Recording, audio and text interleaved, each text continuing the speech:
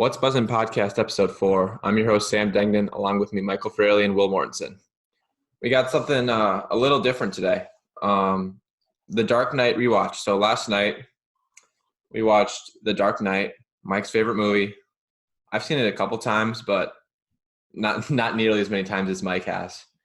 And I love it, and I still think it's just a great movie. But Mort hasn't seen it, though, or Mort hadn't seen it until last night. So we got three, different levels of love and experience with this movie.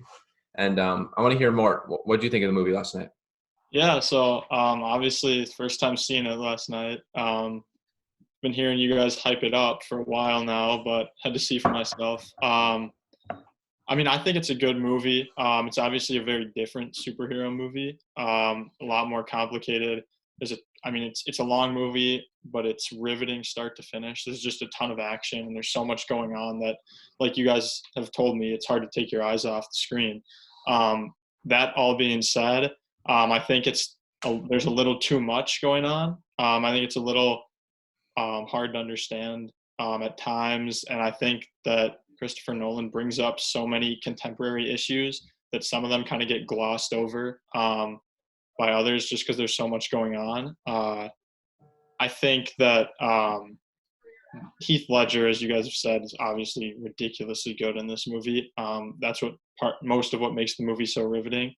But I think I think one thing that I found really interesting is that the way that it complicates the hero-villain narrative is really good. It's not this standard hero movie where there's a definitive winner at the end.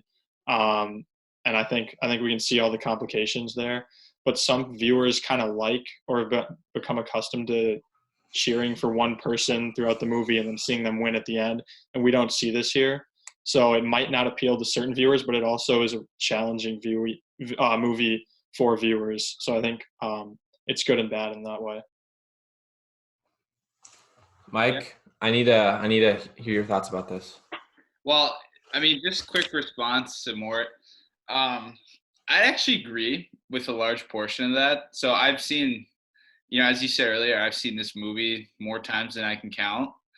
I think upon first viewing, I do agree with that. It did seem a little messy and like a little bit too fast paced. I think it took me like 2 or 3 watches to like really understand what was going on in each scene. And I could see how watching this for the first time, I'd be like a little confused. But with that being said, being able to understand everything that's going on in this movie, I think it is fantastic start to finish. Kind of like what Ward said, the action right away, the bank heist scene to start it off. I think all of the character introductions, there's really 2 for the Joker, but the one for Batman and the one for Harvey Dent. It's kind of like it's the perfect insight into all of their characters, I think. And I think that level, and also the middle act, the second act, I think is perfectly done, which I'll get more into later. I think the one part it tails off for me a little bit is the end, just a little bit, which I'll get into a bit more. But I think it is so watching it for probably the 8th time. It is fast paced, but in the right way. So yeah. I'm kind of with both of you, I guess. I really like the movie. I feel like Mike, I do agree with you about the end, because in the second act, you have the Joker just going, bang, bang, bang, bang, like taking out people left and right. And Batman and, the Gotham Police Department are struggling to keep up. But then when it gets to the third act and, the hospital and Harvey and, the Reese storyline, and then also the final fight between Batman and Joker, I felt was a little underwhelming, but I do understand the point of it because it was trying to explore this idea about people, right? And who, we'll get into this more in our final conclusion, but about how people's fate, or Joker doesn't believe in people and Batman does. like Rachel says that in her letter, like don't lose faith in people. And on that boat, the boat was a perfect example of, you know, why Batman won in the end, I guess, because he didn't lose faith in people, and those people didn't, you know, implode on themselves and pull that trigger. So I think it's a really good movie. But Mike, you said you had a plan for how you wanted to talk about this. That like just go through each scene and stuff. Well, do I look like a guy with a plan? Nah, but in all seriousness, I think when I watched this movie for like the eighth time, I think I really was able to get the picture for how it's divided into three acts. So kind of like I said earlier, I think the first act is pretty much made up of the character introductions to the Joker, Harvey Dent, and Batman. And I just need to keep appreciating the scene, the opening bank heist. I think that's one of like the most well done scenes in movie history. Quite Yeah, let's honestly. let's talk about that more. I want to know what you thought about that because that was the intro to your experience with this movie. Like, what do you think Yeah. about the bank heist scene? I mean, I think it was well filmed, and I think there's this like what it does really well is it's sets this idea that the Joker can take thieves or bank robbers and use them, but then he's the one that always comes out on top. So I think it establishes the idea that it's the Joker's agenda that's really being pursued from the beginning. That's super important. And Mike, like you said, I think that this scene does a really good job of ensuring that everyone who's watching it knows like the Joker comes out on top and the Joker's like this main figure. So I think it does a good job of that. Obviously, I had like no context, so I'm like seeing the scene and like just kind of waiting for Batman to get involved. But yeah, I mean, I think it's a good scene. Yeah. So a couple things I noticed from that scene. The score in this movie is just fantastic and doesn't get talked about enough. You know, the one cello note getting played, uh, where it's just like it keeps like getting more intense, like as time goes on, and it just like kind of feels like it's like scratching your soul in a way. Um, it just creates this feeling of uncomfortableness with the Joker and like anxiety. And the movie was just like so well shot. There's so many like drone shots I felt like in this movie of like, you know, Chicago. That's where it was filmed, I think. Mm-hmm. Yeah, Like that's right.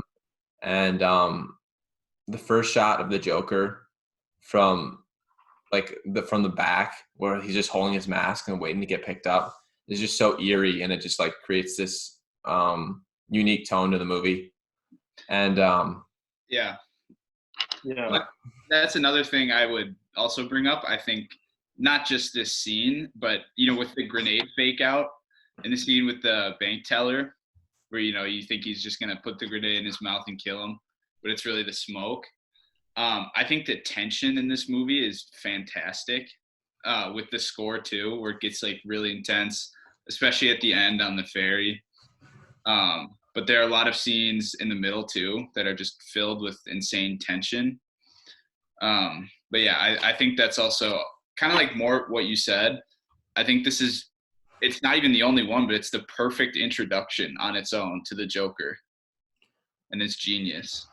so the thing with the Joker is he's made it it's made very clear throughout this movie that he's not crazy. Like the thing is like he's all there Yeah. Yeah. because and we'll get more into this with the mob scene, but one of the guys says you're crazy, and then Joker's like, no, I'm not. And like he wants to let people know that he's not a freak, he's not crazy, he's just a guy, like Alfred says, who wants to see the world burn. And the way he goes about that just like shows his genius. Like there were so many things that I saw in this movie that I've not seen villains do in the past. Like having people in the banks hold grenades so that they don't move. It's just Yeah. like subtle genius. And then also having each guy kill their partner so Yeah. that he gets more of the stake. Like it's messed up, but it's also like kind of like really smart and really It's tactical genius. from the Joker It's side. just completely genius. And there's just so many examples of doing that. And also just like the ending scene, or like as the bank heist scene ends, like he drives off with a bunch of school buses, and I as was those come curious in, about that. Like, how did he like line that up perfectly? he's just super tactical, and it makes him that much more scary because like he knows exactly what he's doing. Like, he's Yeah. super smart, but he's also a guy with nothing to lose and who fears no one. Well, and I think like there's obviously the idea with Batman being like this guy who's just like this lone wolf who's kind of like tackling crime. But I think like there's a parallel between Batman and Joker in the sense that the Joker is just exploiting the mob, and he's exploiting like petty thieves or bank robbers or anyone involved in like organized crime. So he's exploiting that as well, but he's exploiting it for very different reasons, and he's pursuing this like personal like strange agenda that you mentioned. Like he just wants to see kind of Gotham burn, and he wants like it's almost like he feels challenged to like find the very best of society and show that like he can change them and turn them into the worst. Mm-hmm. That's why, like in the third act, when he burns the money, like he says, like it's not always about the money; it's about sending a message. Yeah. And like that's what he's trying to do throughout this movie. Like he thought he could change and corrupt Gotham and show the worst of people, but at the end, like people are still people, and they're still humanity. So, the next scene. I want to before we go on, Yeah. Dagan, you were talking about the idea of the villain, like the Joker being a very unique type of villain. So actually, I got a take from Brian Brenner on this movie, on the Joker. He says movies like Black Panther or The Joker or Captain America: Civil War make you feel bad for the villains in the movie, which is very hard to do. And he says that if a filmmaker can achieve that in a good versus evil movie, then the movie's as good as you can get. But he said in this movie, he doesn't feel like he can sympathize or empathize with the Joker as much as he can in those other movies, and that's why he doesn't find it to be as good of a movie. What do you guys have to say to that? Okay, I have something to say. So the way that the Joker is unique is that he's not one of those villains that has like a sympathetic backstory. Like we know nothing about his backstory. We know nothing about him in general. He just appears on the scene, and he's one of those guys that is so compelling, yet he's so evil. And there's reasons why like there's other movies where there's just like evil villains, right? They don't exist other than the purpose to just mess things up in the protagonist's world. Yet for some reason the Joker works in this movie. Mike can attest to this, and I think that's one of the reasons why he's so unique, because he's like a bunch of other basic villains in a sense, yet he works so well. You know what I mean? Yeah. I agree with that. I'll get into this more later, but I think I would actually argue, while it's not specifically laid out and it's very subtle, I think you can infer enough about his backstory to actually sympathize with him. And I think there are like specifically the quote with him, I don't want to, go too far ahead because I think we should go from like the start to the finish. But the quote with him in the hospital with Harvey Dent, where he's like, if a truckload of soldiers blows up, nobody really cares. I forget what it is exactly, but like nobody panics. I think there are little quotes like that laid out through the movie that like do a lot in showing what his backstory is, even though, like I said, it's not specifically laid out. I think we have the same theory, Mike. Yeah, it's a lot, but I actually like that personally. I don't like to be, like I said in our first movie podcast, I don't like to be told everything about everyone on screen. I like when directors assume that like their audiences aren't idiots, and they can figure things out for themselves. And I think that's a lot of what happens in this movie with the Joker. Because like on the surface, it seems like he's just a guy. He's just like a kind of like a not a bad villain, but like a pointless villain who just wants to kill people. And I think he's a lot more than that. Yeah. I think he's just super unique in the fact that like some of these villains, like Brian was talking about, like Black Panther and the new Joker movie, which is fantastic, but they create the antagonist and they make him like super sympathetic, but it's to the point where like he's like kind of merging into a protagonist in a way. But this movie points out that there are just some evil people out there, and I'm gonna keep saying this quote because it's such a good quote. But some men just want to see the world burn, and this movie does a great job of exploring people's like that mindset and obviously to the extreme because Joker is like there's no one like the Joker out there, but it does a great job of just exploring the antagonist for the antagonist and not trying to change it into something else. Yeah, I think we should keep going here a bit with the first act. Yeah. Some other things I thought were fantastic about it. The Batman introduction is good. I think there are a lot of like in the first hour. Something I didn't realize there are like a lot of like slightly funny moments. I think. Yeah. Like or things that just make you like slightly chuckle. Like for instance, with the fake Batmans in the beginning, where he's like, "What's the difference between you and me?" He's like, "You're not wearing hockey pants." And I just thought that was hilarious. But yeah, so I think the Batman introduction is good. The Harvey Dent introduction as well, where he's like he punches a guy and he's like, "But Your Honor, I'm not done." That was so badass. I think that's the perfect introduction to Harvey, or like the original Harvey Dent, to show that such a good guy. And another line I picked up on too was when he's talking to Gordon for the first time, and he's like talking about how he investigated all his cops, and he's like suspicious of some of his cops. I think that was good foreshadowing because obviously we know what happens to him in the end. How he gets kind of like his eventual predicament is because of Gordon's cops. Yeah. Mm-hmm. Yeah. Go ahead, Mark. I think that's good foreshadowing. I think that the fact that you mentioned that foreshadowing is good. I think that's a really good point. But I think that the original Harvey Dent's character development could use some work, and I think part of it is just because they're trying to pack so much into a shorter amount of time that I don't think they fully developed this like White Knight character that Harvey Dent's supposed to be. Like there's obviously that scene in the courtroom, but like I don't necessarily buy like everyone just immediately sees Harvey as this like White Knight guy who's going to save the city, but like I don't necessarily buy that just from the intro as a viewer. So I think like because they're trying to force so much symbolism into like 2.5 hours that some of that necessary character development gets left out.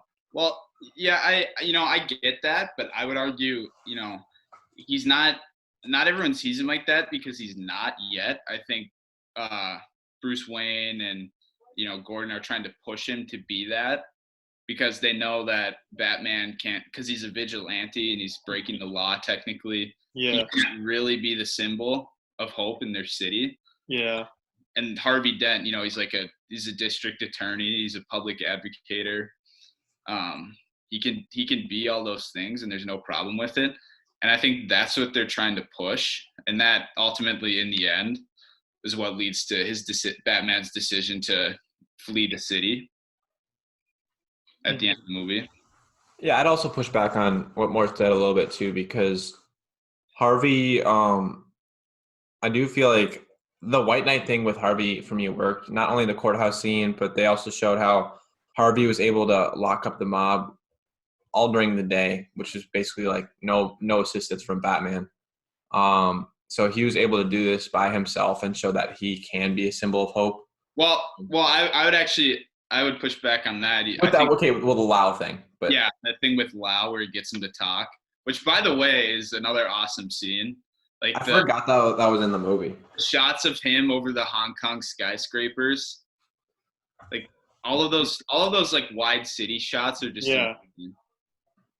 Yeah, I agree that I think the city shots are sweet. But I think it's like there's part of the good thing about the movie is that it's not just like so black and white. Like there's not like the villain and then Batman's like the clear hero. I think like there's like definitely an appealing and more complicated aspect about Harvey being this hero. But I just don't think that like it's as I don't think like as a viewer I immediately buy the idea that Harvey's the hero. Like I think it takes more cinematic work for him to surpass the actual superhero, in my mind, because it's so ingrained. Like when I watch a superhero movie, I'm so used to seeing like the superhero is like the clear hero. But like in this movie, I think it would take a lot more work for Harvey to become, in my mind, the real hero above Batman. Yeah, I mean, I get that, but like also the point isn't for Harvey to be like the sole hero of the Yeah, movie. Like the first part was supposed to be the White Knight, and he was like on track to do that, and then the accident happens, and then Batman ends up having to be the hero by taking the fall for Harvey so that Harvey can remain the hero in the public's eye. It's not about us seeing Harvey as the hero, it's about the public seeing Harvey yeah, as the hero within the story. yeah, Going back to that courthouse scene, I just want to mention this. It was a nice subversion for comic readers in that scene because in the comics, or some of the comic versions, Harvey becomes Two-Face in the courthouse because like the guy like instead of pulling a gun on him, he pulls like some acid on him and like throws it in his face. And I just noticed that because I remember when I was reading the comics when I was younger, I was like, oh, this is what happened. It was a nice subversion. I feel like the way they did it would be much better than any version of that on screen. Exactly. Yeah, that would have been so. It would have been so dorky. He just like picks up acid out of his pocket and throws them at him. Like that would have been too cheesy. Yeah, I just thought the portrayal of Two-Face was just because like I thought it was done well. yeah, he's such a ridiculous comic character, but yet he works so well, and it's because of that It's because of the setup and the backstory we know about Harvey. Yeah. And the line, "You either die a hero or you live long enough to see yourself become the villain," is just so iconic and it fits so well in this That's movie. also excellent foreshadowing too. Yeah.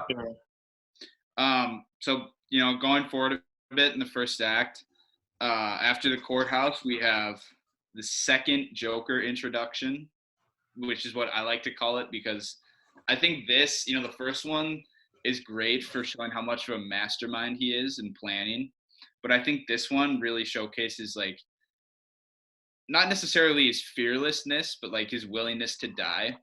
He walks right on into a mob meeting with like the biggest criminals in the city. And he's even prepared with like all the grenades strapped to his suit. yeah, Like he walks in there and the pencil trick, he just pulls the pencil trick on one of their henchmen, which like, I mean, that's just insane. That's an awesome way to show off your character. And he's also he says the line where he's like, "You ought to know you bought it with the money," or where he's talking about his suit. yeah. And he like keeps going after. Well, Gamble goes after him, but he keeps going after Gamble too. He's like he won't be able to get a nickel for his grandma or whatever. So I think this scene with the Joker I like a little bit better than the bank heist. I think this one's really well done too. But yeah, I think this scene was a masterclass in how to dominate a room because he comes in right with his creepy maniacal laugh, and it's just it's sarcastic because we've seen him laugh, but he's like laughing like to mock whatever the guy, I think it's Lau who said something right before him, but he's mocking them. And then so he first comes in, they're like, "Who is this clown?"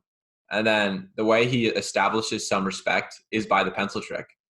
Like he takes out one of Gamble's goons right away, and then the Italian guy or the guy with the dogs, like he's like, "I want to hear him." So that's how he like establishes some legitimacy to himself. And then soon, like he doesn't even use. He like stays in the room with a bunch of mob bosses for 5 or 6 minutes without like getting killed, which is like crazy impressive. And then at the end, he uses the grenades as just like a safety precaution. So But the grenades, he's like da da da da da. Like his hand. no, but he and there's so many things that like we know about his character from the scene. Like he's not crazy. Like he's very evil, but he's not crazy. He's all there. He's just a guy who wants to send a message across to Gotham, and he's not a freak. I mean, I don't think he thinks himself as a freak. I think he thinks of himself as unfortunate, like a cause of unfortunate circumstances, which we'll get into in our later part of the episode with our theories. But he makes it very clear that he knows what he is, and he doesn't want people to get the wrong message of him. You know what I mean? Yeah, and it's honestly like it's kind of weird. Like early, like in that scene that you guys were just talking about, like you're kind of like rooting for him to like show up the mob a little bit. I felt like Yeah. I think that takes like some of the menace away from his character. So it's really weird because then throughout the rest of the movie, like he doesn't seem like as menacing when you just like see him on screen, like in the hospital scene or anything. But like that's what makes it such a different and unique film is that like the villain who's wreaking all this havoc is actually somebody that is like kind of like weirdly human and weirdly relatable and like not super menacing to the viewer. Well, yeah, I think he's also like he's definitely a master manipulator too. Yeah. He literally manipulates the entire mob into Mm-hmm. like, turning to him out of desperation. Like Yeah. the entire mob. Like that and he also in the hospital he manipulates Harvey Dent too. Where he like appeals to him saying like something about chaos and how it's fair. And that's exactly what like Harvey Dent's whole character is with the coin flips. And I think it's just genius. He obviously understands a ton about people. And I think that's really evident through scenes like that. Mm-hmm. And also his fearlessness too. Just like he goes in to the movie and he fears no one. So the most dangerous man in the world is a man who has nothing left to lose. And the Joker is the epitome of that. But you know what's the crazy thing about this entire podcast and this movie is that we're about maybe 30 to 35 minutes into the movie, and we haven't talked about Christian Bale yet, the main character, the protagonist. That's my point too. Which you is, don't even realize he's in it that much. and he does like a good job, and I think it's a great job of being the Batman. He plays the dumb Bruce Wayne role so well, where he like acts dumb. Just the rich playboy. The later on in Act 1, like the boat with all the Russian ballet team, like that's his alibi. Like, Yeah. That's another genius part of it too. But I feel like a lot of this is like the way they set up the Joker. The third scene I want to talk about with him is where he kills Gamble, where he like infiltrates Gamble's little compound by faking that he's dead. Yeah. Yeah. He gets like all, and then he gets Gamble's henchmen to have tryouts with the pool cues. That's not even the craziest part of the scene. The craziest part of the scene is the why so serious story. So he tells him, Yeah, it's kind of iconic at this point. Like, you want to know how I got these scars? And he goes in to tell him. And I think this is the dad storyline about Yeah, how it is. his His dad was an alcoholic. Yeah. his dad was an alcoholic, and just something I noticed with the score, right? So it's one note playing the whole time, just like the one note on the cello, just get like increasing in intensity, and Ledger does a great job with that monologue. It's just so intense. He's really scary, and it's just like some guy, but he's super scary, and it just works so well.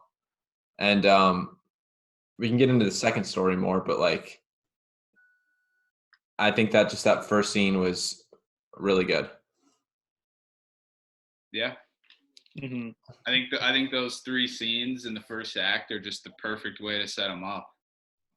So when does the second act start, Mike? For you? It's when Harvey is standing on the podium and he's like, "I'm the Batman, take me in," right? Yeah, but I think a couple other things I wanted to mention before that. Yeah. Um, kind of just like a general thing with the whole movie. I think it wastes like no time whatsoever. Like there's a little bit of character exposition like 10 minutes into it, but I think most movies do that. But outside of that, and this is a lot more in the second act, I just, I feel like there's not a second wasted when talking about each character or getting insight into each character, Mm-hmm. especially in the action too. Yeah. So yeah. Well, yeah, and it can't waste time because it's trying to stuff so much in to like one movie. So there's like benefits to the fact that it can't waste time because you're not ever bored. Like Mike, you said like you're never taking your phone out and like scrolling through Twitter or anything. Like your eyes are always on the screen. But also like maybe it's just because I'm so used to like getting character development when I watch movies and like having things slow down for a second in the middle. Like for some reason it just seems like too chaotic, and I feel like a little bit overwhelmed by like everything that's going on. I get that. But so yeah, going on, and then so the Joker kind of goes on a bit more of a killing spree. There's one scene where he takes one of the fake Batmans. That was so scary. I forgot that happened. Yeah. Hangs him off the side right in front of the mayor. But like when it's they're showing the camera footage on TV. That entire scene is actually improvised. Like Christopher Nolan just gave Are you serious? camera and said, "Do what you want." Yeah, I'm serious. God, which is like he was so good. How messed up that scene is, where he's like got his hand on the guy. He's like, "Shh." Yeah. I mean, think about being the other actor in that scenario. You wouldn't even be acting. That'd be just scary at that point. But yeah, so that scene is like pretty much entirely improvised. And then as he goes about, he takes out Commissioner Loeb, and then he takes out some more people. I think he takes out some cops, right? But he's always one step ahead of everyone else. Like, when I'm thinking about, Loeb's funeral, right? So Batman traces the bullet, right? And then he has like a sniper location set up. So whereas the Joker is actually he's in the like right next to he's with the other cops. Yeah, he's with the other cops. And so like he poses like Bruce Wayne as like, or he like puts Bruce Wayne in the line of fire by having the blinds go up right as he's about to do it. Yeah. It's just so calculated. And I think it's just super impressive on the Joker's behalf. But then soon after that, right, don't you have Harvey's fundraiser where he tries to take out Harvey? That's before that. That's before? Yeah, that's before. But pretty much so yeah, that's when like the commissioner and the judge, where he kills both of them. So like during that that's where the second "you want to know where I got these scars" story comes in. And one of the things I think about this, and kind of what I think the general's or the Joker's general purpose is to prove that anyone can be crazy, no matter like how much order is established within their person or their lives. And I think like setting up different backstory, this might be a bit of a stretch, but I think like I think it's meant to show that whether it's like, what's the first one? Like his dad was an alcoholic, and this one time was his dad and his mom. But the point was that they're completely different. Yeah, I think that's meant to show that like, there's a lot of different ways someone can be crazy, right? And I think there's a lot of different. I guess what I'm trying to say is like, a lot more people are crazy than they show. You know what I mean? I think the main point from this though is that we don't know jack about the Joker after that second story, because whatever we think we know about the Joker, right, after his first story time with Gamble, he just completely refutes it in the second one, and when he's with Rachel, and it's just super unnerving, I guess. You know what I mean? Or because what you think you don't know about him, and it just makes him completely more unpredictable. And something I noticed with his score, so you know how last time it was just one cello note being played, this time it's two cello notes being played, and there's so much friction within like the score, and it's just like it just adds to the added tension. And I just thought that was pretty intense. I also think with the Harvey Dent fundraiser, I think that's like the other main point where they're pushing Harvey Dent to be a real hero. Because Bruce Wayne says at the end, he's like, I thought Harvey Dent's slogan was ridiculous, but now I believe in Harvey Dent. So I think he does a good job getting everyone on board. Yeah. So then we kind of go from there so the mayor shooting happens after that. And then that's kind of when the pressure starts building on the Batman to reveal himself. And this is kind of where the mob's out of the picture, by the way, because Gordon and Harvey already took them down. Yeah. So it's pretty much just the Joker left at this point. So this is kind of where the second act gets into, where the Joker takes over. He takes over the city pretty much. And I think this is actually something I realized upon this rewatch. I think this second act, like the 40 to 45 minutes where Harvey Dent turns himself in, and then it goes all the way up to like Rachel's death. I think that is perfectly done. I think it's not a second is wasted. It's completely intense. Acting is insane. But so Harvey Dent turns himself in, and then it goes to the prisoner transfer. Yeah. Where they're taking him through the city. And they had the fire truck on fire, classic. And then, so I want to know what you guys, before I say what I think, I want to know what you guys think about the second act. So with like the prisoner transfer, the Joker escaping custody. Yeah. The interrogation. So I think. No, we're not going to catch anything big. I think I got with Harvey and like him revealing himself as the Batman. I think that's where we really get to see like that Harvey Dent is a hero. You know what I mean? That's where I feel like his White Knight status is implemented, and he also like saves the Batman by doing that, like the real Batman, because Bruce was going to go down there and do that and say he was the Batman, because like he had seen enough. And well, he kind of like screws up there. He kind of screws up like Bruce's whole plan, but like he screws up the White Knight thing, because Bruce is trying to make him the White Knight, and then by saying he's Batman, he's saying like he's like telling the public like, no, I'm not the White Knight actually. He's just trying to do the heroic thing, but by doing that, he's putting himself at risk. He put Rachel at risk. He put everyone else at risk, and it just didn't work out.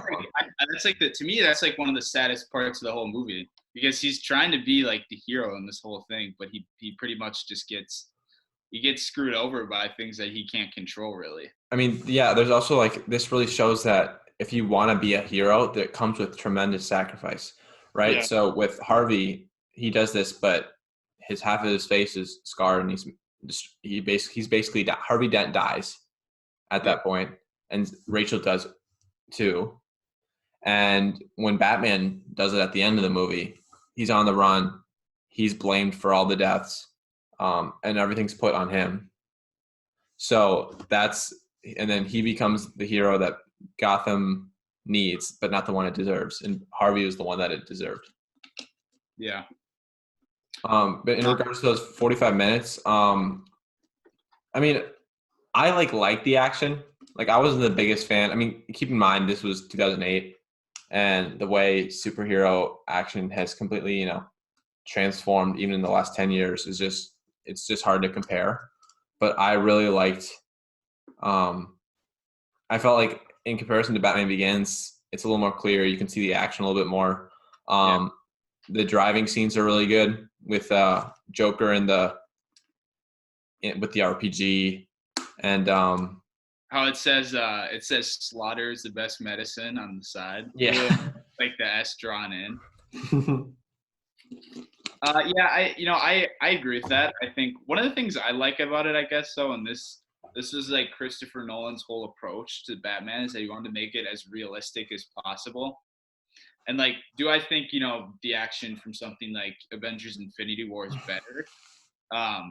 Or even Batman v Superman. I honestly felt like the Batman v Super, like the Batman also the Batman scene in Batman v Superman where he takes out like 25 goons, like that's more comic based. We can get into this another time, but Yeah, yeah, I yeah. think this is the most realistic Batman we've seen by far because he can barely handle like 4 guys, but like he still does a good job with it. You know what I mean? Yeah, and I think the action's better in some other scenes. I think the truck chase trying to get to Harvey Dent is great, and then of course you have the hit me scene a bit later than that. But yeah, the helicopter takedown too, with where the guys like shoot the grappling hooks across. I think there's kind of like what you said earlier. There's so many like little like I guess battle tactics in this movie, strategic And tactics. moments of genius from the Yeah, they're Joker. just so genius. It's things like that. So I think that scene is great. But another thing I really wanted to touch on, there are so many times where, like you think the main characters win and then they don't. There are 3 main times where this happens. And this is in this second act. It's like they capture the Joker, they think they've won.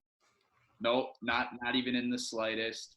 This is where like Gordon's cop. This is where like his moles come in to play for working with the Joker. But I think it's so great how there are 3 times in this movie they think they've won, and the Joker is just like 5 steps ahead of them with a backup plan. Yeah. Even at the end too, where the Joker's finally captured, and then he's got Two-Face up his sleeve, and like you end with like this bittersweet feeling in your stomach. But I want to go back to the Bad Pot scene where Joker's like hit me, and it's just crazy how Joker pushes Batman to his limits so many times in this movie. Batman has this one rule that he won't kill people, right? Mm-hmm. And he wants him to kill him. Like he wants to push him because he's not afraid of death. He's not afraid of Batman. He's not afraid of anything. And Joker's if he dies, he ruins Batman. He wins Batman kills him, he wins. Yeah, so that's why it's just so interesting to see like the dynamic between these two, because I think the Joker's the perfect antagonist for the Batman, because Batman has this one rule, yet Joker's so willing to break it all the time, and he does it without fear or repercussions. So I think it's just super interesting. But Mike, I want to hear your opinions and more too about the interrogation scene. Honestly, I think that's one of my favorite scenes. I really like that scene. I think the setting's like so good, and then I think the way that they like transition out of that scene, and then they have the one cop like standing guard, and the Joker is like talking. He's like, "You want to know how many of your friends I've killed?" I think that scene is almost better than like the actual interrogation, because we can see like just how manipulative the Joker is, and like just how easily he can get out of any situation by like kind of enraging or getting like cops or anybody to like just like have an outbreak. So I think like that scene is like way more interesting, but I think the interrogation scene, like the setting is perfect in the basement there. Mike? Yeah, the Batman reveal where he like switches on the lights and he's behind him the whole time. I think that's another thing that's just fantastic. Like that's a great reveal. But I think another like little interesting, and I said earlier, there are these like little quotes from the Joker that I think actually do know a lot about his backstory. Where he slams his head on the table and he's like, "Never start with the head. The victim gets all fuzzy." I think like to know that you have to have some kind of I don't want to say like military experience, but like some kind of special forces or something, and that's gonna feed into my theory a bit at the end. Mm-hmm. I can see where this is going already. When a soldier transport blows up. So I'm building up to. I'm foreshadowing. But I'd also like to point out another thing that Christopher Nolan does in this movie, outside of like the wide city shots. It's like the rotating shots that he does in like one-on-one character interactions. Yeah, he does that multiple times. He does that with the triad of Gordon, Yeah. Batman, and Harvey at the top of the Yeah. when they're arguing. I thought that was really really interesting. And then also with the Joker and Batman, because the scene starts with Okay, I'm gonna go like really in depth with the scene, but the interrogation scene starts with Batman using brute force, and then so when he hits him twice trying to do the bad cop routine, and it doesn't work because like Joker's can't feel pain. He's like immune, and he turns, as you can see in the scene, he turns Batman's greatest strength over the Joker, which is like power and brute force, into a weakness, which is just, it's like really unnerving to see because the Joker is like maniacally laughing as he's getting hit. Yeah. And then he says, He literally throws him into the glass and he's like laughing. Yeah. he's like, you have nothing to threaten me with, nothing to do with all your strength. And His rule. yeah, because but with that rotating shot scene, right? So the scene starts with like the emphasis being on the Batman, right? And how he's, like asking him questions. But as the Joker starts to gain more and more control within the scene, the camera like slowly turns with the focus being on the Joker. And then the joke, I don't remember what he says, but the Joker like strikes a nerve with the Batman. And he like punches him, and then he starts laughing, and he says that line, right? He isn't afraid of anything. That's why he's so scary and such a great villain, because he's able to neutralize Batman in that way. Yeah, I think I'm pretty sure he also does that when the interaction between him and Rachel at the Harvey Dent fundraiser, where like Rachel kind of stands up to him, but like he like pretty much doesn't care. Like Rachel shows him that she has the power, but then he's like, no, I can scare her. I can tell her like who's really in charge here. And it does this. I think it does the same thing with that rotating shot. It like sets up the dynamic at the beginning and then focuses in on the Joker to show who like really has the power. Yeah, I think you're right. And then there was this, I don't know if this was in the interrogation scene or if this was in the scene with the cop, like you said. Oh, also, that cop scene with the cop, Mort, is so good, because if the cop doesn't do that, then there's probably a decent chance that the Joker doesn't. It all ends because the Joker needs to get to a phone. Yeah, and then like Rachel, and because he manipulates him. He's a master manipulator. He says that to piss him off, and he knows he can take out that cop in hand-to-hand combat. And but anyway, he says in that scene, when the chips are down, they'll eat each other, and that's what he's talking about, people. Because he goes into this idea of like he believes that people are inherently bad and evil, which again, like, kind of is a subtle like hint at his backstory, because it's probably implying that he's had some bad interactions with people, and he's been through a lot through his childhood and whatnot. And but the difference between Batman and the Joker is that the Joker believes that people are inherently bad, and the Joker and Batman believes that people are good. And part of that he gets from Rachel when she says, don't lose faith in people. And so the way that they contrast within this movie is just so interesting, and it all comes to a climax, I guess. Well, with yeah. the scene. Another important thing he says though in the interrogation, he's like he compares himself to Batman. He says like we're pretty much the same. He's like they'll cast you out like a leper, like you're a freak like I am, things like that. Mm-hmm. I think he also says like very much at the end where he's like hanging off the roof. He's like I think he's like when an unstoppable force meets an immovable object. So he's trying to set up that they go hand in hand. And right? They do. Yeah, and Batman in the movie, he's like the ultimate symbol of order. Like when he's around, there's no crime. There's no chaos. But And the don't. Joker calls himself an agent of chaos. Yeah.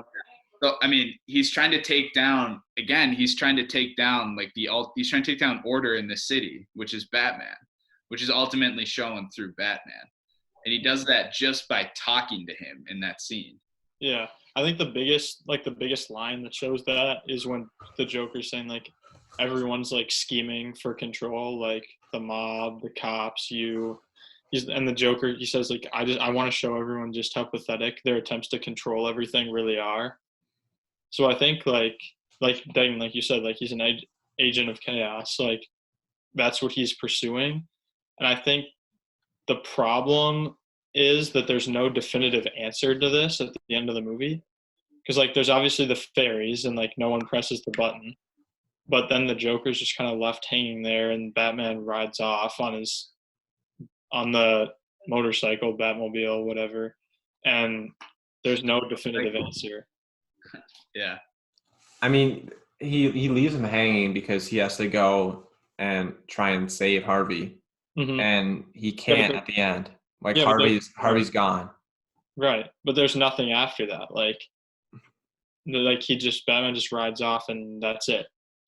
Well, he has to ride off because he's saving Harvey. You know what I mean? He's saving Harvey's reputation in the eyes of Gotham. I mean, Harvey. The people can't know that Harvey killed those people. Yeah. Because right. Harvey will lose, or Gotham will lose its hero. Right, but nothing happens to the Joker. I mean, it's implied that he goes to jail. Yeah, but what happened the first time he went to jail? Like that's the problem. Yeah, I think we should save a little bit of that. Let's not jump ahead too much. We can get into that a bit more. Yeah. Okay. I think so. Yeah, a lot of great stuff in the interrogation scene. The Rachel death with switching up the locations of Harvey, like he gives them the wrong location on purpose. Yeah. That hurt me the first time. Yeah, like I think that's a great way to show like how much he's showing them how much power he has over them. Really, like he can do anything he wants. And also like Batman, or like he gives Batman the wrong directions while getting just the shit kicked out of him in the interrogation scene. Like he gets them to a point where he gets the mob to be desperate, he gets all the cops to be desperate and Batman to be desperate, to the point where like they'll listen to anything he says. Like they don't even really consider if he's lying or not, you know, they just go. He's the one with the power. Yeah, and he has all the power in that scene. So Rachel's death too, where she's like about to give a speech, nope, doesn't happen, just gets blown up. I think, you know, that very sad, but I think that's not that I like that in a way, but I think that's a good way to show like no one's safe. No one is safe. There's no happy endings really. Like this is a realistic world, even though there's some clown going out killing people. You know, like things aren't timed perfectly for speeches like that. And I, you know, despite how sad it is, I like it. I like how it's done. You know, it feels earned just because like Rachel's been there since the beginning for Batman, and with Batman Begins, and it just pushes it. It wouldn't have felt the same because Batman like just met Harvey, right, and he wanted to go save Rachel, and as he thought he was going to get there, like he was unable to. Just like the last moment because Joker just tricked him. Yeah. So, and then you can just see the desperation with Batman in his, you know, penthouse as he's just sitting there.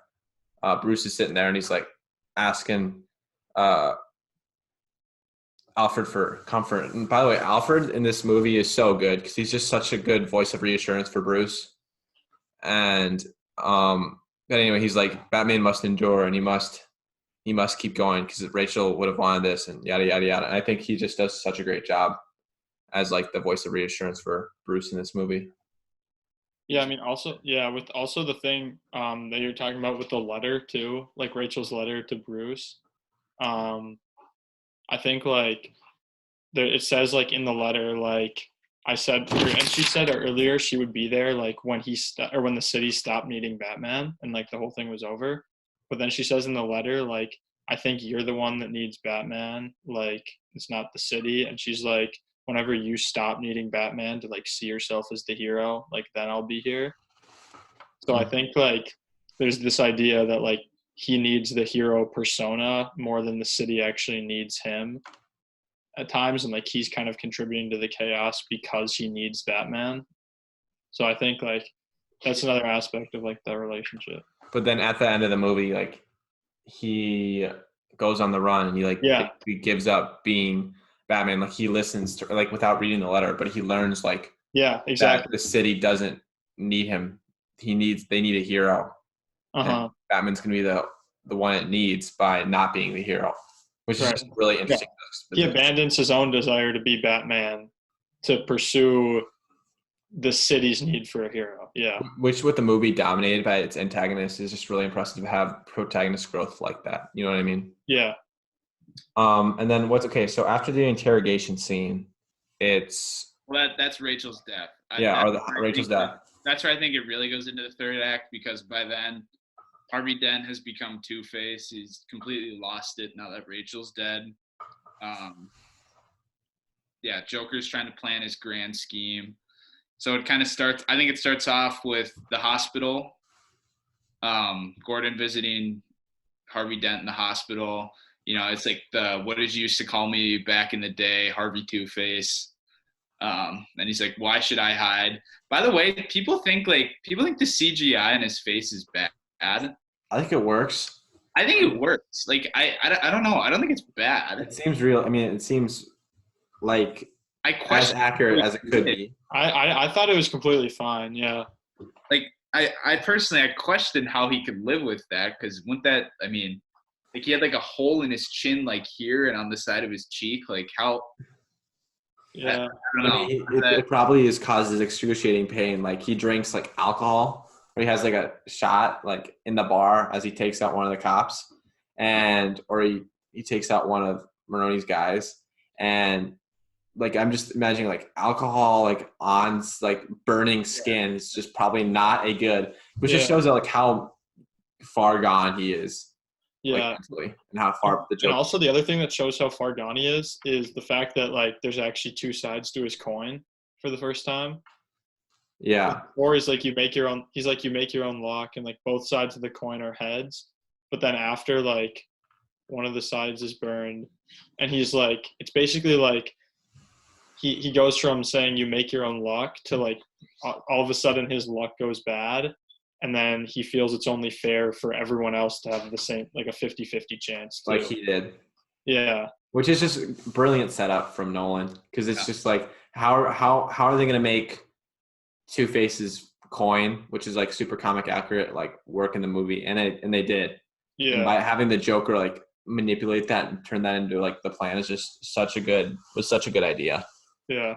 So I think from there, you have like the money scene where he lows on top of the money and he burns half. Does he burn all of it, or does he burn half? He just burns his half. He burns his half because he doesn't care. Was like everything there at his half though, or did he just burn half of what was there? You know what I mean? I think that's his half that he burned. Yeah, that was his half. So he burns Lau on the top, by the way, which like I think he does. I mean, actually, right? How does Lau? I don't know. I actually don't know. They didn't show that, which was kind of weird because like they showed Lau on top of the money, but then I feel like if you don't show it though, that shows how messed up that like adds to the effect. You know what I mean? Yeah, he's basically I think it's basically showing like he just doesn't care about like anything but sending the message. Oh, he screamed. I just looked up. He screamed when he was burned by the fire. So he did die, which is just kind of crazy. Because like the Joker just like takes out guys left and right, and we don't even beat an eye. Yeah. So that pretty much, and then he kills the other Italian guy. So that pretty much gives him all the control. And then what do we have after that? We have the hospital, threatening to blow up the hospitals. I just thought Joker and the hospital nurses gown was just it was just funny. The It's thing just also like I don't get is like when he's like at Harvey Dent's bedside and he like takes off the mask he's like, and hi. then Harvey Dent realizes that it's the Joker. He's kind of looking at him like he's confused before that. Like he can't see the eye black or the face paint. I don't, you know what I mean? It's Yeah. kind of weird. I mean, he's also like pretty out of it, but to be fair, but Yeah. I think just there's so many things where like I don't really like just him talking with Harvey and the way he's like able to manipulate him, and he gives Harvey the opportunity to like shoot him like by putting the gun to his head, like getting rid of the safety, putting it in Harvey's hands, and he won't. But I think that's how the Joker like assures himself that he's officially like turned Harvey, is because Harvey's leaving everything up to chance instead of like doing the White Knight thing, which would be to like eliminate the Joker. Mm-hmm. So like the Joker, like at that point, he like leaves, like after Harvey doesn't kill him, he like leaves the hospital, and then later he tells Batman, he's like, yeah, Harvey's my ace. He's like, yeah, I basically like completely used Harvey and turned him, and he's confident in that because like Harvey didn't kill him. Also, the way like the Joker just like as they're evacuating the hospital after Reese goes on the Tonight Show, and the Joker and Ledger delivers another like excellent monologue, where he's like, if this man isn't dead within an hour, I blow up the whole hospital. And so, which again, he's pitting people against each other. As you see, like people are gonna kill Reese, like people shoot at him through the windows, right? And this is where Joker is like winning, right? Because he's like they'll eat each other.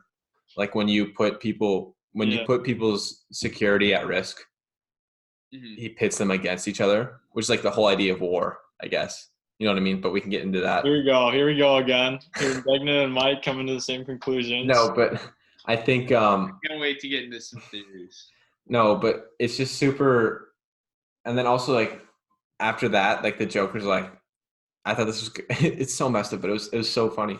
Like the Joker's like faking being a nurse, right? Like checking things, like with his green hair, and like a cop comes in, like, I need you to check, like, I need you to evacuate. Just turns around, just shoots him, and then the way he walks out, like, just like struts out of the hospital, and then like triggers the explosion, and he's like, like, what the hell? It's just he's just Ledger's just such the perfect Joker. He just conveys the evilness and the craziness, as well as just like the comedic timing too.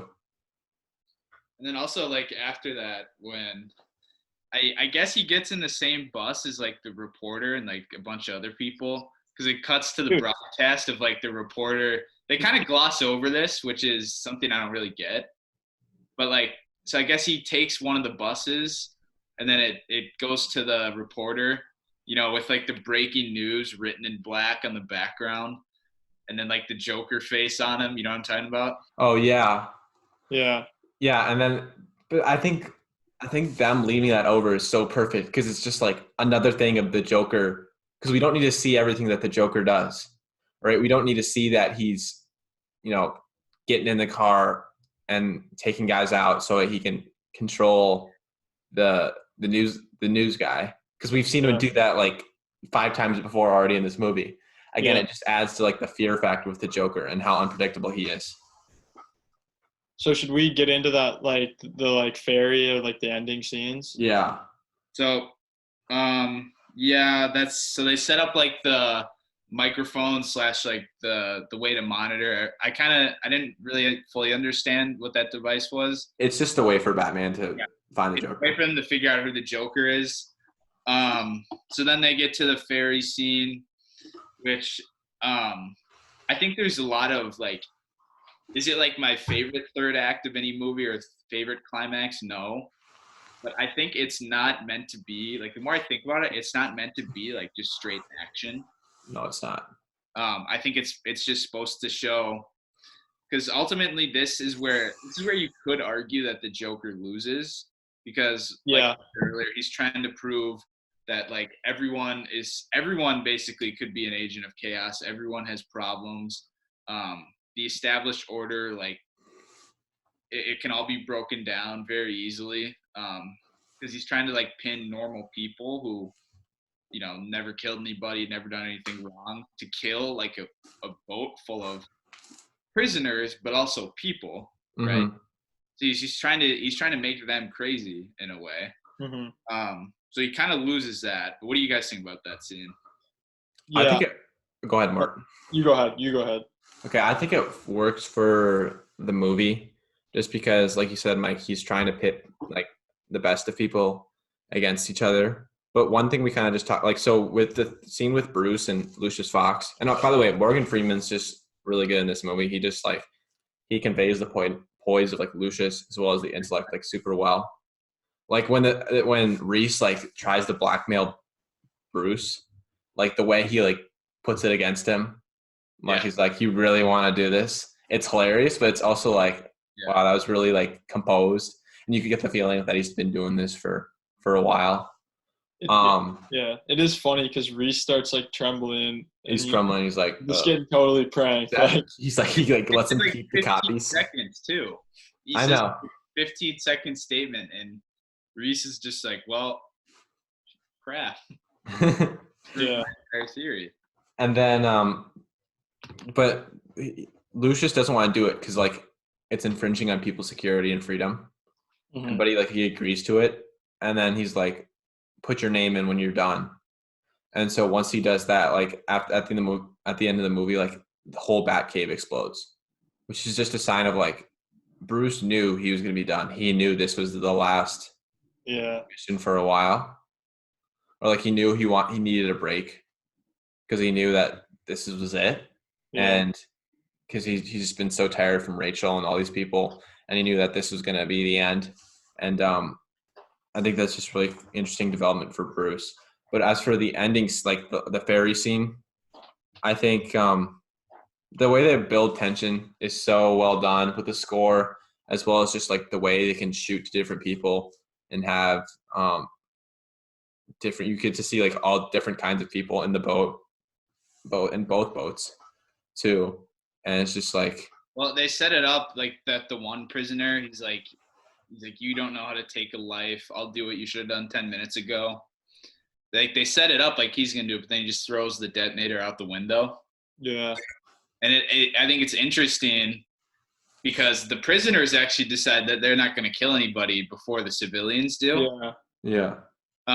Which in a way, like slightly proves the Joker's point. Like that even normal people can be savages or killers or ruthless people. Yeah. And even that one guy who was like gonna do it, like the bald guy, you can tell they voted to do it. The civilians overwhelmingly voted to do it. But that one bald guy who was angry, and you can just tell he had so much pent up anger towards because he felt so much better than all of them. Like he's even still unable to do that. And I just like even the acting from like these small time like actors, like the acting throughout this movie is just top tier. I didn't feel like there was any. I agree. More performances from anyone. And I think that's the reason why I found it, like, even though I had some problems with like the way it ended or like the general chaos, like the reason I still like found it to be such a compelling watch and like I couldn't take my eyes off it is because the acting was so good. Mm-hmm. But I think also, with the ending, I think like the ferry scene, like obviously neither boat presses the button. And then when Batman and Joker like talking up at the top of the building and Joker's hanging, like Batman's like, yeah, a bunch of people just showed you like how much good there is out here.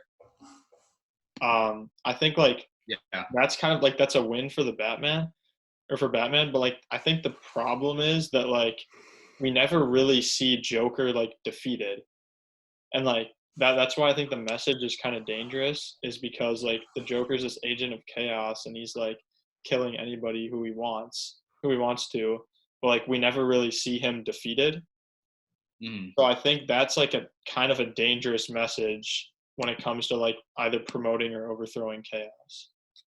I mean, I don't think I don't think it's like dangerous in the way that you're saying. I think it's more of just like it leaves it's super ambiguous how it ends, which is just perfect for the Joker, right? Because he does kind of win in a way with Harvey. Like Yeah, that's what I was Harvey, gonna say. I think Harvey, the Harvey Dent scene is a lot more important, to be honest. yeah, Yeah, but I think the problem is like I agree that it's meant to be, but I think the problem is that because we're so accustomed as viewers to like the villain versus hero thing, and Joker's the villain, and because he's like got his face paint, and Batman's the hero because he's got the cape and the mask and stuff. Like I think the problem is like people can't necessarily look past that, and when they see like Harvey die and like the Joker is just like off on his own, not even part of the last scene, like not defeated. Like I No, think I definitely get that. I definitely yeah, do. I do understand that, to be yeah. honest. Like you kind of hope for like an ending scene with the Joker, like some kind of resolution. yeah, But I would argue that his point is like already been proven though. huh, After that scene, after they talk and he says like, um, yeah, after that like fight, which by the way is kind of hilarious. Like the Joker in combat, um, He's so unorthodox. yeah. like he's super skilled with weapons and It's everything. super weird. It's super weird. But Like slaps him, right? yeah, he's like hitting him with the poles. He keeps slapping him with the poles on the ground. It's super weird. It's kind of funny too, to be honest. But Dude, I it kind of looked like to me, like when he's hitting him with the pole, it kind of felt like it kind of seemed to me like the like crazy grandma with her cane or something. Like just seemed kind of Yeah. weird like that. yeah. I get But that. but yeah, the Harvey Dent scene at the end. The one thing he says to I think he says this to Batman. And he's like, I forget what the first part of it says, but the last part of it is quote. He's like, he shouts like, "It's about what's fair." Mm-hmm. It's not about what's right; it's about what's fair. Yeah, it's what Mort said earlier. How he goes from like making his own luck to doing whatever. Yeah. There. And I think that like that quote right there just shows that the Joker proves his point in turning Harvey from like the hero of the city really to just some crazed maniac going on a killing spree. Yeah, Harvey is the manifestation of the Joker's message, and that's why I think this ending with Harvey was so good because That's yeah, I agree. introducing Harvey as like the White Knight, like we keep saying, and seeing his slow deterioration, which was spurred by the tragic event, right? But seeing that proves that the Joker had a point and he was right. And I guess that's kind of dangerous in the fact that like the movie said that, but I also think it's just like super interesting. And I feel like it shows that there will always be evil people out there. And I think that's kind of what the movie's talking about. Yeah. And now that I'm hearing you guys like talk about this, I can definitely see it like you guys are getting into this idea that like the villain can have a point and like be right in a sense, which is a super unique idea. But the villain doesn't necessarily need to be like completely flattened for the hero to win. And I think like the fact that it's more complicated than like winner and a loser among like the hero and the villain, like that actually makes it more compelling. And it definitely like of as hero movies go, like this one provokes way more thought, and that's a big reason for it. So I think as long as that message can be clear enough, when you guys are like what you guys are saying makes it seem clear to me, like makes a lot of sense. So Mm-hmm. that's good. Yeah. So I think we should probably get into like some of our theories slash some questions we have. Just real quick, one of the saddest things, and this goes beyond the movie, but Joker said, "I think you and I are destined to do this forever," and I think Yeah. that was. I mean, it's this idea about like Batman and Joker and like the perfect protagonist and the antagonist, but as well as just like Christian Bale and Heath Ledger. Heath Ledger was the best Joker I've ever seen. I think it's the best. He's the best comic book portrayal of a character we've ever seen on camera.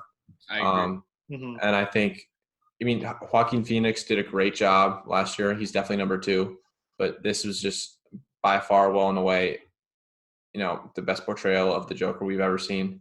And his tragic death soon after this movie came out, it still hurts, but I think what he did, this was kind of his swan song. And I think this was just a great thing to remember Heath Ledger Yeah, by. Mhm. I think in a way though, like it makes it a lot more special of a movie, versus like say, everyone loves this performance. He won the Oscar for it too. I think if they would have come back, like, I mean, the ability to like come back with a third movie, like they would have taken that, right, with Heath Ledger. Maybe they wouldn't have gone the route of Bane. And like, do I think that movie would have been bad? No, I don't. But I think like it's very special, and it's very sad to think like, would I like to see more Heath Ledger? Of course, I would have. But I think it's just it's a part of what makes this movie so special. Mm-hmm. Um, yeah. Just one of the most one of the saddest Yeah. deaths I've ever just like in like pop culture, mostly just because of what he was able to do. So Mike, I want to hear your theory about the Joker, and I think it's pretty similar to mine. So we might be able to play off on each other a little bit right here. So yeah, I haven't completely developed this theory, but I think it's rather obvious what we've been hinting towards. So you have all the quotes of like, well, actually, you have all the visual evidence of how good the Joker is with weapons. Not necessarily hand-to-hand combat, but like he fires guns perfectly. He understands like bombs and explosives perfectly. Um, Fires like an RPG, right, and shotguns. So I think he obviously has to have some kind of weapons training. I'll start with that. Mm-hmm. The truckload of soldiers comment, getting blown up. I think. Do I think he's necessarily a former? Actually, hang on a sec. I do. This is what I do believe that the Joker was a former is a veteran who was basically cast out by society in a way. Now, like if you think of the military, like what is their ultimate goal, right? To establish order, to like Dude, get. Am I blowing your mind already? you're just making me have massive light bulbs come on right now. Well, so I think yeah, the ultimate goal of the military is to like establish order, right? And security. To get rid of chaos, get rid of security. My bet is that the Joker was a person who saw that and was intrigued by that. He signed up for the military. He had an accident of some kind. I think probably something like this may be a bit of a stretch, but probably like an IUD in the road or something like that, or like C4 or something. Blew up his truck. I think he was discharged from the military, probably a lot of PTSD. And then he became a veteran. And as we know, I would say there's a lot of unfair treatment towards veterans even today. Like a lot of them just have issues that go unnoticed in society. They kind of get like, they get treated like a joke. Yeah, they get thrown away pretty much. And they are kind of lied to in a way by like a false promise of like, you're a hero. Everything is great because of you. And I think maybe that might even be the reason he's so against the Batman, because the Batman is looked at as that hero, right? Mm-hmm. Like even though Bruce doesn't want to be, he doesn't think he's right. The people look to Batman as the hero. And my theory is that the Joker, he previously wanted that for himself. Like he wanted to be that hero. And I would say he could even be a little bit jealous of Batman, because he gets to be that, maybe not, maybe not, but I think he wanted to be that hero. He was kind of lied to by the military, thrown away after his accident. And I think one line that Batman says to him at the end, where neither of the fairies blow up and the Joker's just kind of like looking out there, he's like almost completely disheartened, And I think the reason why he's so willing to die too is because of the fact that he's, he probably, like, his life probably sucks, like living with PTSD like that. I think he'd probably, that you always hear stories of former Marines like trying to commit suicide and committing suicide. There are always thousands of veteran suicides per year, which is very sad. I think the same thing went on for him, but he figured, like I'll try and prove a point at the same time. Mm-hmm. So yeah, just kind of to summarize, former Marine thrown away or given a false promise of order and security, thrown away by the military and society, and he wants to take revenge. Batman tells him he's alone at the end, which I think is a big thing for a lot of veterans. They feel like they don't have a place in society. Mm-hmm. On their own. They're an outcast. And he's trying to show that, like, I bet he was probably a pretty normal guy too, but he's trying to show that anyone could be like him. So just to elaborate, so there's a couple things, especially in the GCPD, when he's locked up in there. So first, they couldn't find any fingerprints. They couldn't find a name. There's no sort of anything to identify him with. So that makes me think, so I saw like the Joker is a former veteran theory online. But I think that the Joker, like, I think he died or he was killed in combat or said to be killed in combat. I think maybe by that accident you're talking about, Mike, but he somehow survived. And I think, or maybe he was cast out. Yeah. Crazy that we were like all like questioning all this. Again, goes back to the ambiguity of the Joker. But I do think he had to have been involved with it, the military in some sort of way, because he's the master strategist. There's no way he has that like weapons training. Mm-hmm. Just based off of just basic logic. And then he also has knowledge like never start with the head. The victim gets all fuzzy. Yeah. Yeah. And when you think about it, like this whole movie is basically just depicting like a massive war, right? Like a multifaceted battle. Like. And he pins, and by the end he creates a mini civil war, or he tries to at least, where people are pinned against each other.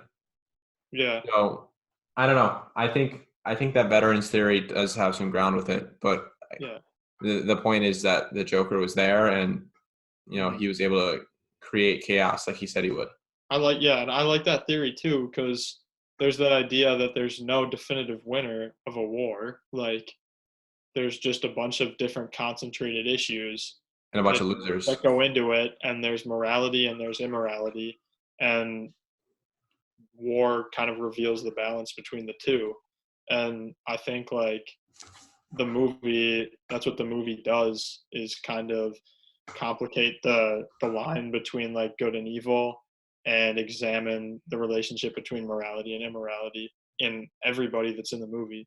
So I like that theory. Yeah. Yeah, go ahead, Mike.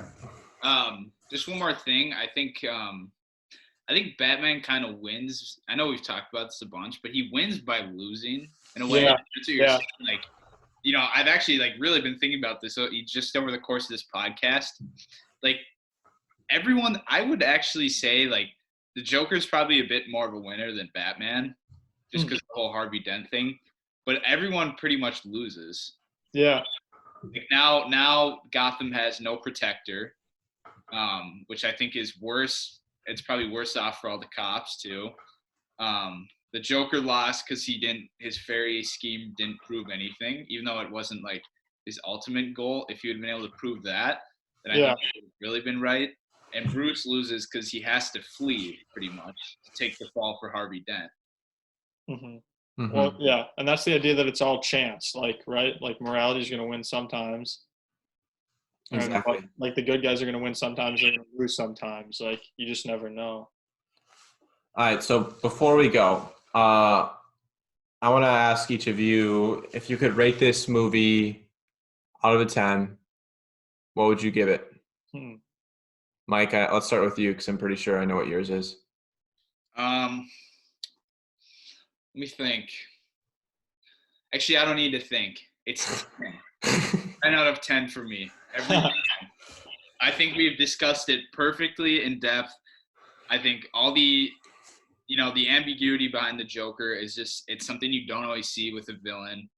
I think that's awesome. I think all the characters are great.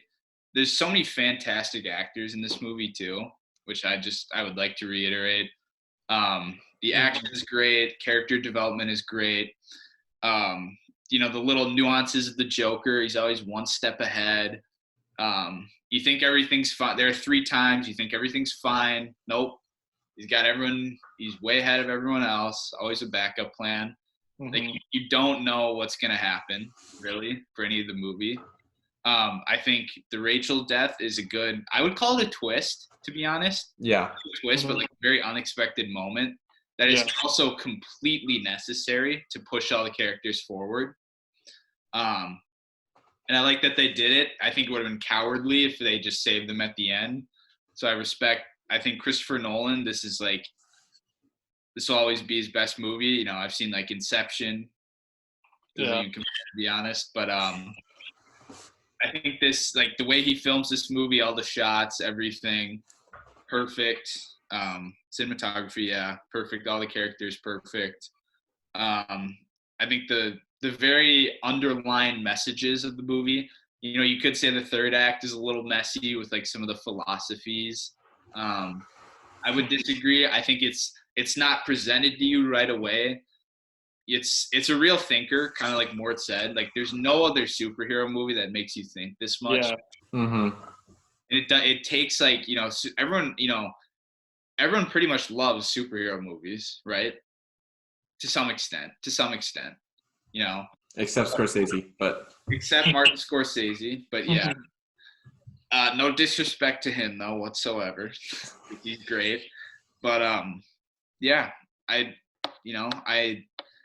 I just think this is the most rewatchable movie out there too. So yeah, I'm going 10 out of 10. I will always go 10 out of 10 for this. It would take a really compelling argument for me not to. Is this your only 10? Yes. I think this movie is, it's not that it's like way better than some of the movies I'd put like a little bit below it, like my second or third favorite movies. But I think, being a 10 out of 10 compared to other things means you're a category of your own, I think. Yeah. So, yeah, it'd be my only 10 out of 10. All right, Mort, let's hear it. So yeah, obviously, like listening to you boys obviously love it. Mike's giving it a 10. David Bix earlier today told me that it's the best superhero movie there is. Listen to David Bix. David Bix is right. Yeah, so good takes. Obviously, I think talking to you guys made me appreciate the movie a lot more. I mean, I guess like superhero movies aren't always like my cup of tea. Like, I'm more of a generally like kind of like little bit cheesy comedy guy. Yeah, I guess like so. I guess you could say like The Dark Knight isn't necessarily the movie I'm gonna like always be watching over and over again. But I think I would give this movie a 7.5 out of 10 because there's so much. And honestly, like I think generally like I'd be pretty tough on movies when I'm ranking them.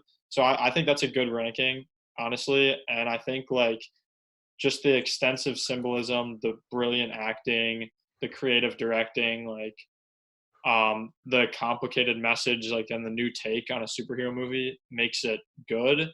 Obviously, I still like have some problems with it, and it's not necessarily like the type of movie I always love watching. But I think 7.5 for me is a fair ranking on it. Well, I think that is just criminal. To be Good, Mike. Gonna have to. Just playing. I respect the rankings. I think this one's a tough one for me to rank. I'm gonna go with like an 8.75 out of 10. It's kind of hard for me to get like near 9s because I haven't ranked a movie out of 10 yet, or like I haven't given it a 10 out of 10 on my personal list. Again, like you've all said, Heath Ledger, greatest performance I've seen in a movie yet. The action is like okay. Like I was never a big fan of the action, and it's kind of like pulling it down for me.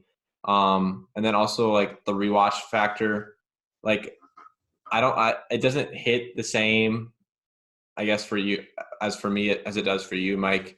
I can rewatch this movie like every once in a while, but there's not one I can like sit down and watch because it's long. Like Mort said, It is really long. it can get pretty chaotic. And also there's like the ending's just like the fairy scene is great and like the scenes are great individually, but does it really flow and fit as well as I want it to? Mm-hmm. Not really. But the performances are great. It's got a great contrasting message, a unique take on the superhero film, and it's one of the best superhero films of all time. So that's I think we can all agree with that. I mean, it's definitely one of the best, if not the best. Yeah. Makes you think for sure. Yeah. Definitely. This was good though. I think I really enjoyed doing this. Maybe next time we'll record our reactions. We got a rewatch next, or we actually have a new watch because next Tuesday or Wednesday we have something planned for us to watch and review, which none of us have seen. We won't spoil it just yet, but it's gonna be a lot of fun. We really enjoyed rewatching this movie. I think we all did, even if not all of us gave it the best review.